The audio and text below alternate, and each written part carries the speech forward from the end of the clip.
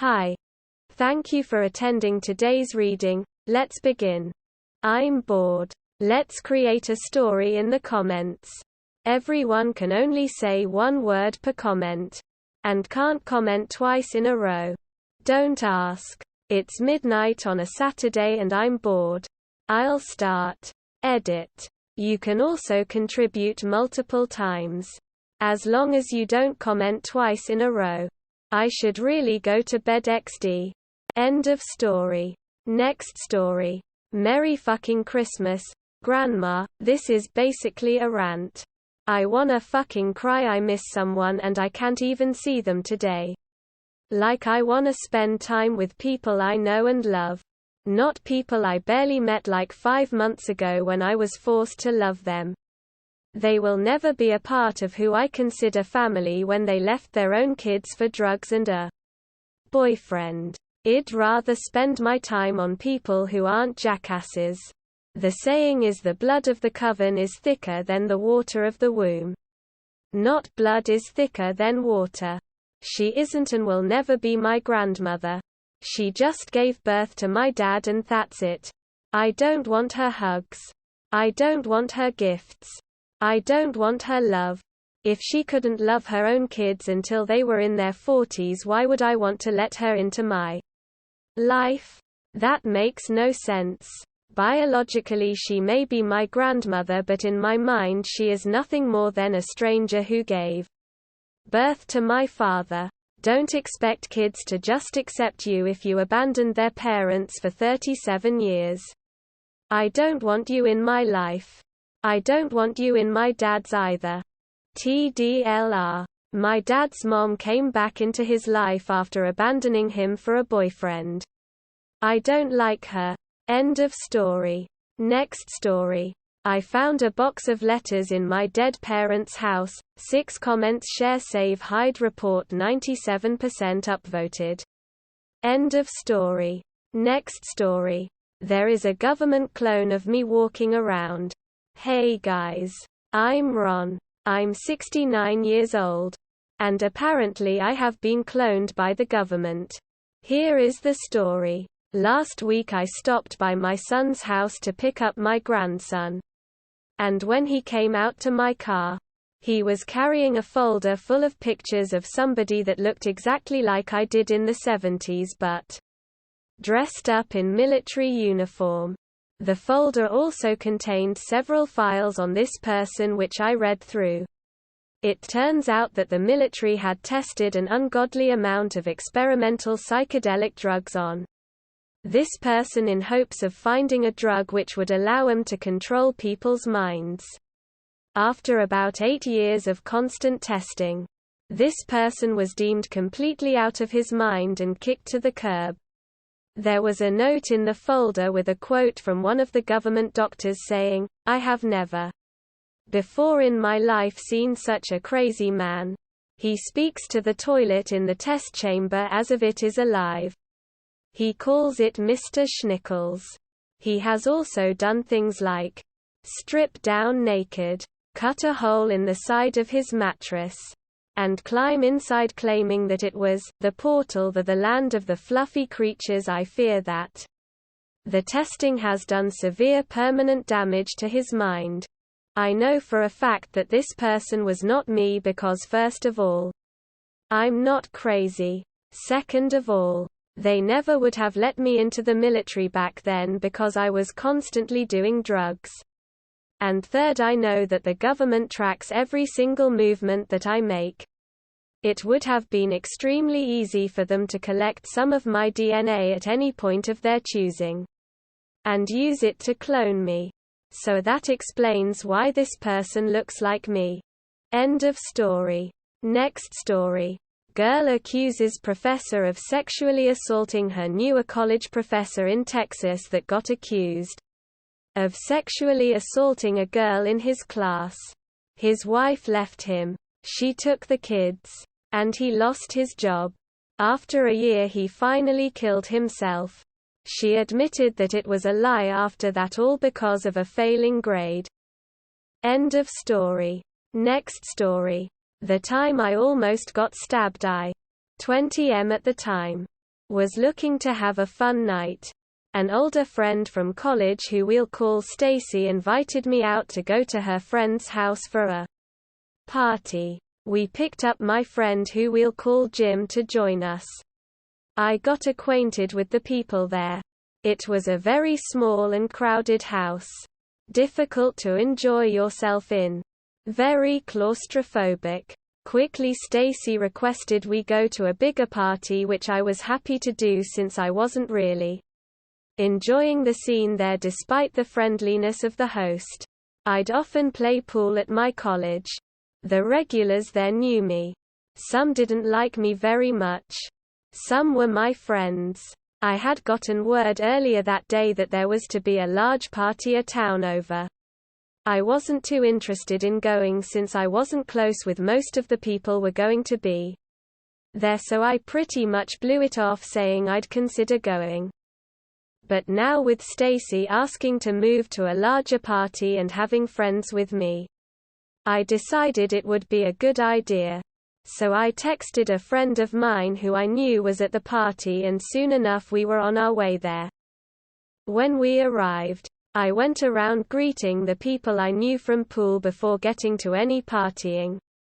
I went up to an acquaintance of mine who we'll call Ralph. He took my hat off and threw it. It seemed to be in jest, so I wasn't too hostile about the situation, but I really wanted it back as it had sentimental value to me. I kept asking for it back. Raised my voice a little bit, but remained calm. Ralph's friend was standing behind him who we will call Rick. As I'm trying to talk to Ralph to get my hat back, I hadn't seen where he threw it and it was crowded. Rick out of nowhere sucker punched me in the face. I was completely unguarded to expect this situation. I fell over. My back was turned towards Rick now. I tried to get up and defend myself, but I was screwed. The position I was in left me extremely vulnerable. Rick jumped on top of me from behind, punching my head in multiple times. I tried to crawl away to get back up, and at this point just run if I could. But he pulled my hair to get me back to continue punching me. People were crowding around, but luckily Jim came and broke it up. I was getting the hell out of there now. Someone from the crowd threw me my hat back. Two guys were kicking Emmy out like I was the bad guy, which was insulting, but considering I didn't want to be there anymore, it was whatever. I called for an Uber, but it was going to be quite the wait. These guys saw what happened to me and let me back in and took me to another room to sit down with them to relax about the situation. However, 5 minutes later Rick came in. This time with a steak knife he got from the kitchen. He started to charge at me. I ran so fast I don't think Usain Bolt could have caught me. I ran onto a deck and there he was with his knife at the door. I jumped off the deck and onto the lawn and booked it to the other side of the yard and hid around until my Uber finally showed up. Me and Jim left together. I was in shock and debating what to do. I couldn't just let Rick get away with what he had done. Jim called the police and reported the assault, which I wasn't sure was the best idea. Our Uber got pulled over by the police. They were pulling cars over which had been leaving that area under pressure. Jim admitted he had made the phone call. I didn't admit I was the victim, however. They had us sit in the back of the police car as they checked our IDs. I was free to go, but Jim had a suspended license charge he missed court for, so they had to take him to jail. The police let me ride over with him and I planned to bail him out. I didn't have enough cash on me, so I walked over to the nearest ATM. But there was a problem. My bank only let me withdraw a certain amount of money a day. Not enough to bail him out. I had more than enough in my account, so I called my bank to see if they could override it. They couldn't. I went back to the police station and the cop let me ride shotgun over to the CVS nearby to try and cash back it. It didn't work either. I was running out of options. I had no choice but to call me and Jim's mutual friend, who we will call Bailey. Luckily, she answered despite it being 3 a.m. and she headed over. But while this was going on, I got a call from my mom. The police had come to my parents' house asking about me. I thought I hung up before bitching to myself, but when I was on the phone with the bank, the representative heard me say, "I guess I'll just fucking kill myself," and took it seriously. Calling the police. This was a disaster. Luckily, the police listened to my mom and nothing happened to me. Bailey arrived and we got the rest of the money needed to bail Jim out. But he had to wait until the next morning for a judge to get him out.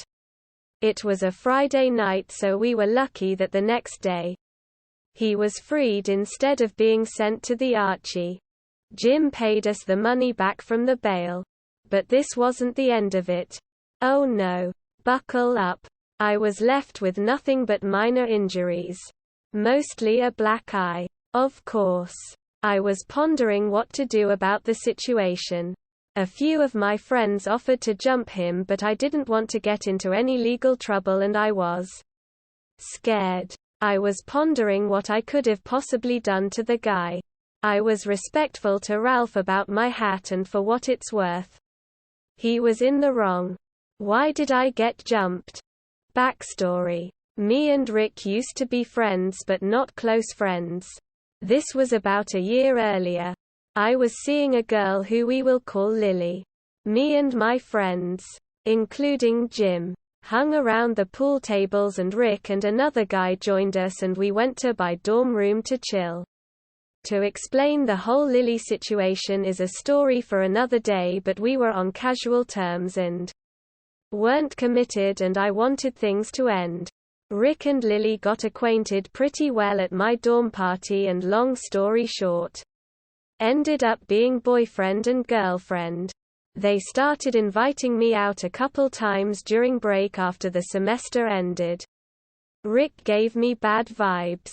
He seemed sociopathic. He would constantly make up insane lies to me and other people, like that he was a millionaire. For an example, the couple times we hung out during this break, he scared me, drinking booze right behind the wheel on the highway.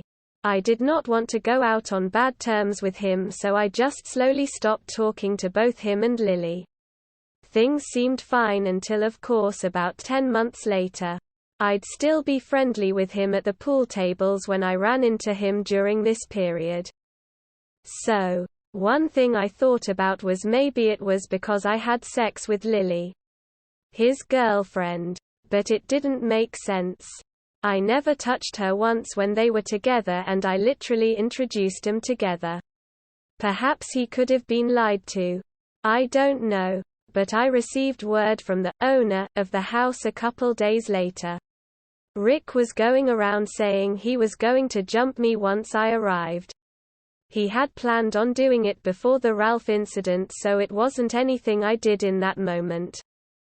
I decided it was my best option after talking to some friends to go to the police. I couldn't wait too long to report it, because if I did, my injuries would heal and I'd be left without proof. I was ridiculed by coworkers for being a rat, and got a lot of shit for reporting him. It ate at me. But in my opinion, it's not ratting when you're the personal victim of a violent crime. I'd only make that argument if it was reporting other people, etc. But whatever. The backlash hurt me, but there was no going back. I was told by the police it was possible both me and Rick could have been charged with disorderly conduct. Which is bullshit, because I didn't even get to defend myself. He didn't get touched by me once, so it would have really sucked if I had to suffer consequences. When the prosecutor called, I went light on him, hoping he'd just learn his lesson and that'd be it. When the trial happened, he conducted himself like a total idiot. Even though he did it, it was still really just my word against his. When he testified, instead of answering each question, he went on a whole narrative, filled with lies. He denied he even knew me. Denied anyone at the party knew me. Said I was messed up, going around looking for fights, and that I tried to fight him and so he defended himself. Funny enough, I hadn't even drank that night. I was planning to, but he caught me too early on in the party as I was still saying hi to people. His stupidity lost him the case. The judge took notice of his testimony and how he conducted himself, and it was clear to her that Rick was in fact guilty. If he had just answered the questions like he was supposed to, he could have worked a lie in that it was self-defense, but he was just too stupid. Luckily for him, he was basically let off because as long as he didn't get arrested in the next year, the assault would be wiped off his record. I feared retaliation and felt almost bad for Rick. That maybe he made a bad choice that night, but now looking back at it, I wish I told the prosecutor to go as hard as she could.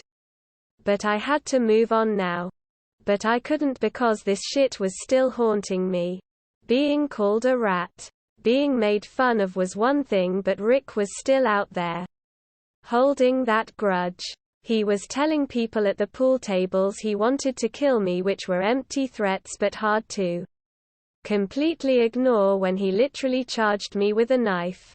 I avoided the pool tables from that day on because he was still hanging around there. Ralph realized how bad Rick was and came to me apologizing about his involvement in it and resented Rick for what he did and how he was as a person in general. I could still never really trust Ralph though. I became paranoid that he could have been baiting me. That Rick was going to find me on campus. I couldn't trust anyone involved with Rick anymore. I had a close friend who Rick thought was his friend, who we'll call Bill. Bill was the inside man.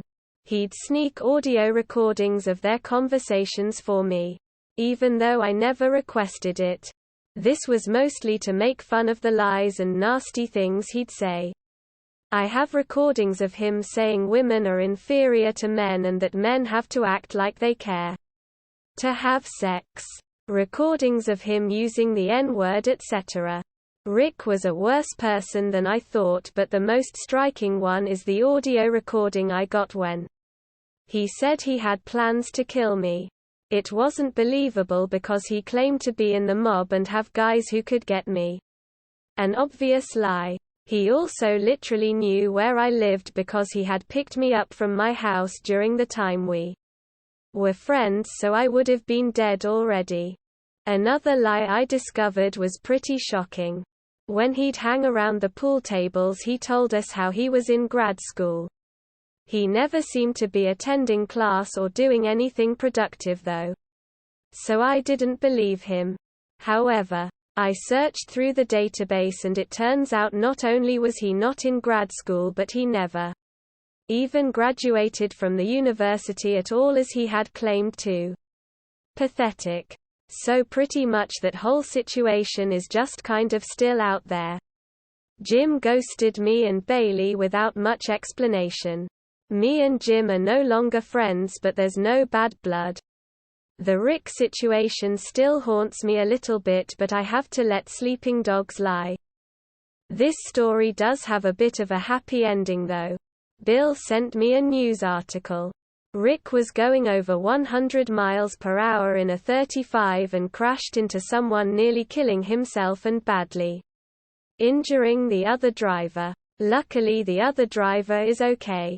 This is a felony. Reckless endangerment resulting in bodily harm to another person. He's looking at doing up to 5 years in prison now. Karma is a bitch. Edit. Sorry, the story is too long. I hadn't really realized how much I typed. I would add a TLDR, but don't think I can really leave any of the details out. My bad. End of story. That is all for today. If you want to support my automated channel, feel free to drop a like and subscribe. See you tomorrow.